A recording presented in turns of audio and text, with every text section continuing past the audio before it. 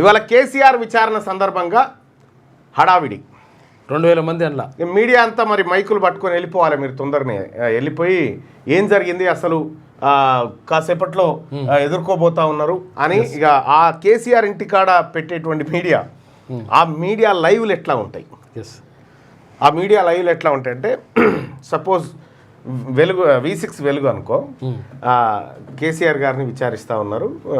అయితే గతంలో ఆయనకు నోటీస్ ఇస్తే ఆయన ఎర్రవల్లి ఫామ్ హౌస్లో ఉన్నాను అక్కడ విచారించండి అని చెప్తే సిట్ దాన్ని వ్యతిరేకించింది.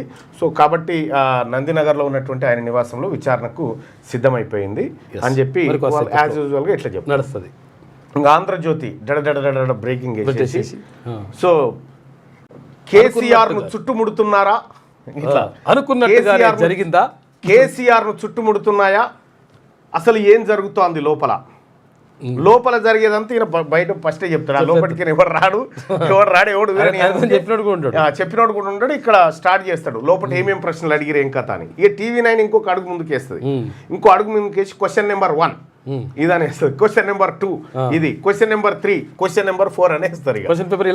ఈ క్వశ్చన్ పేపర్ లీక్ అయినట్టుగా ఎంత అయిపోతుంది. వీళ్ళంతా హడావిడి చేస్తారు, పడిగాపులు కాస్తా ఉంటారు. అప్పటికి బీఆర్ఎస్ పార్టీ నాయకులు కొంతమంది ఆడికి వస్తారు.